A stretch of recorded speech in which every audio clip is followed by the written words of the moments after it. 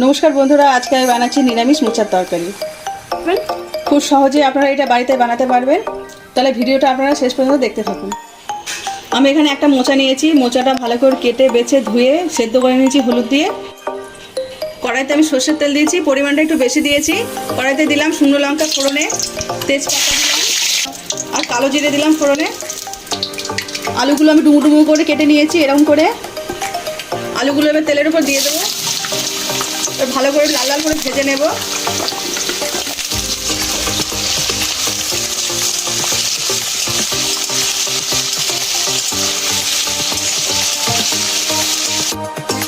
আলুটা আমি হালকা লাল করে ভেজে নিয়েছি। এবার এর মধ্যে দিচ্ছি আদা গ্রেট করে রেখেছি, ওটা দিলাম। পরিমাণ মতো হলুদ গুঁড়ো দিলাম, 1 চামচ মতো জিরের গুঁড়ো দিলাম, 1 চামচ ধনের গুঁড়ো দিলাম, 1 চামচ লঙ্কার গুঁড়ো দিলাম, পরিমাণ মতো নুন দিয়ে দিলাম। এবার একসঙ্গে মশলাটা কষিয়ে নেব। মশলাটা আমি একসঙ্গে কষিয়ে নেব। এবার এর মধ্যে আমি অল্প করে একটু জল দিয়ে দিচ্ছি।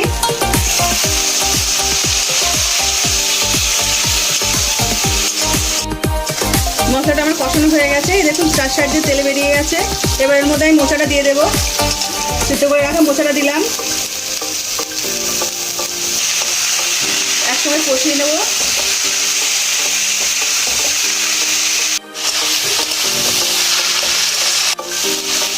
আর মশলার সঙ্গে মোচাটা কষানো হয়ে গেছে। এবার এর মধ্যে আমি জল দিয়ে দেবো, অল্প করে জল দিয়ে দিলাম।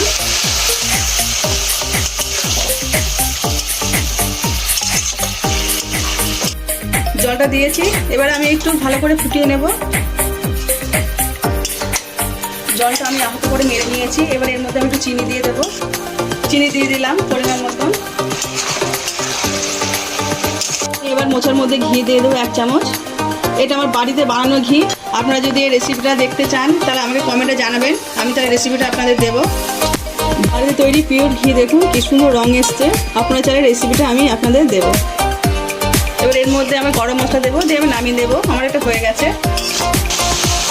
গরম মশলা দিয়ে দিচ্ছি, এটা আমার হয়ে গেছে। গরম মশলা দিয়ে দিয়েছি, এবার আমি নামিয়ে নিচ্ছি। নিরামিষ মোচার তরকারি একদম রেডি। দেখতে পেলেন কত সহজে আমি নিরামিষভাবে বানিয়ে ফেললাম। আপনারা চাইলে আমার এই রেসিপিটা ফলো করে বাড়িতে বানাতে পারেন। আজকে আমার এই রান্নাটা যদি আপনাদের ভালো লেগে থাকে তাহলে লাইক করে দেবেন, শেয়ার করে দেবেন, কেমন হয়েছে কমেন্টে জানাবেন। আবার নতুন নতুন রান্না পেতে গেলে আমার চ্যানেলটা সাবস্ক্রাইব করে দেবেন।